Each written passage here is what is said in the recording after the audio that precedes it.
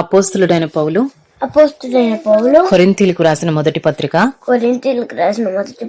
12వ అధ్యాయము 15వ వచనం నుండి 12వ అధ్యాయము 25వ వచనం వరకు. నేను చెయ్యి కాను గనుక శరీరములోని దానను కానని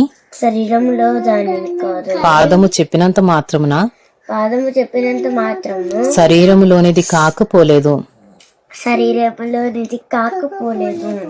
మరియు నేను కన్ను కాను గనుక శరీరములోని దానను కానని చెవి చెప్పినంత మాత్రమున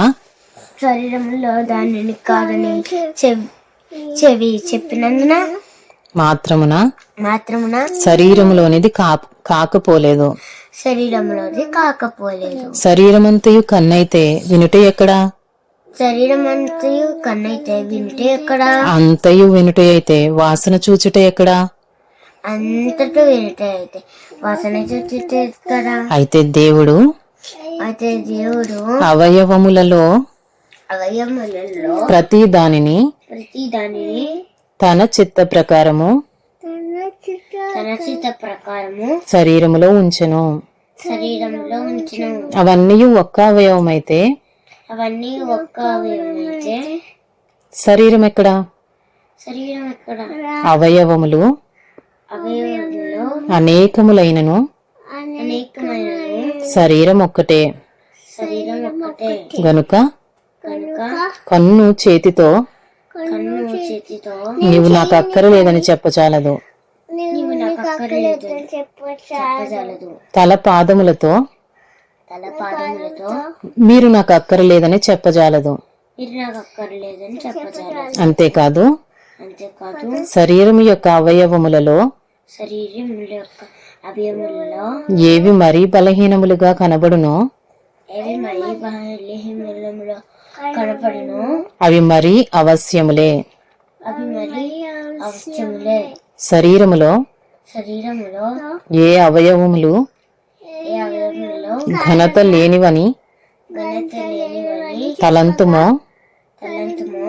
ఆ అవయవములను మరీ ఎక్కువగా ఘనపరుచుచున్నాము. సుందరములు కాని మన అవయవములకు ఎక్కువైన సౌందర్యము కలుగును. సుందరములైన మన అవయవములకు ఎక్కువ సౌందర్యం అక్కరలేదు. అయితే శరీరములో వివాదము లేక అవయవములు ఒకదానినొకటి ఏకముగా పరామర్శించులాగున దేవుడు తక్కువ దానికే ఎక్కువ ఘనత కలుగజేసి శరీరమును అమర్చి ఉన్నాడు. అపోస్తులుడైన పౌలు కొరింథీయులకు రాసిన మొదటి పత్రిక 12వ అధ్యాయము 26వ వచనం నుండి 13వ అధ్యాయము 4వ వచనం వరకు. కాగా ఒక అవయవము శ్రమపడినప్పుడు అవయవములన్నీయు దానితో కూడా శ్రమపడును. ఒక అవయవము ఘనత పొందినప్పుడు అవయవములన్నీయు దానితో కూడా సంతోషించును.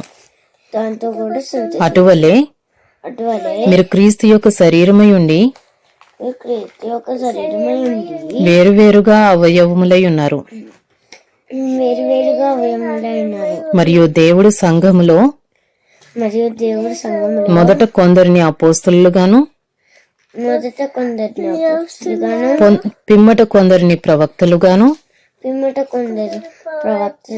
పిమ్మట కొందరిని బోధకులుగాను అటు పిమ్మట కొందరిని అద్భుతములు చేయువారిని గాను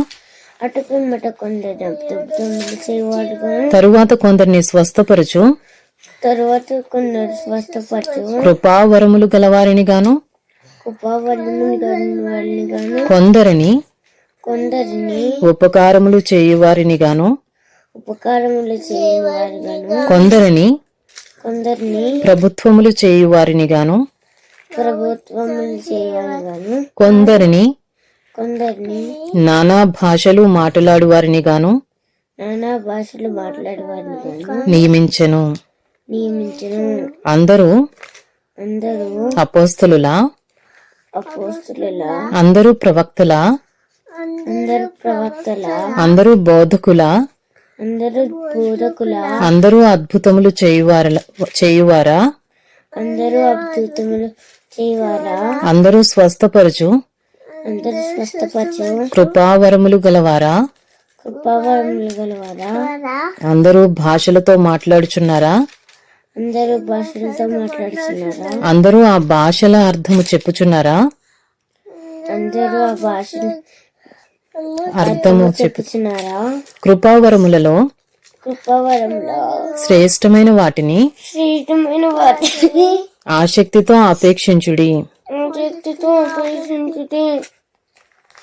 ఇదియుగాక సర్వోత్తమమైన మార్గమును మీకు చూపుచున్నాను. మొదటి కొరింథీయులకు రాసిన పత్రిక 13వ అధ్యాయము. మనుషుల భాషలతోనూ దేవదూతల భాషలతోనూ నేను మాట్లాడినను ప్రేమ లేని వాడనైతే మ్రోగడి కొంచును గనగనలాడు తాళమునై ఉందును. ప్రవచించు కృపావరము కలిగి మర్మములన్నీయు జ్ఞానమంతయు ఎరిగిన వాడనైనను కొండలను పెకలింపగల పరిపూర్ణ విశ్వాసము గలవాడనైనను ప్రేమ లేని వాడనైతే